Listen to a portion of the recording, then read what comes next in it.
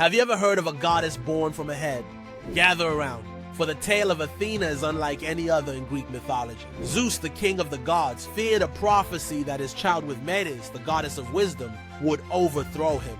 To prevent this, he swallowed Medes whole while she was pregnant.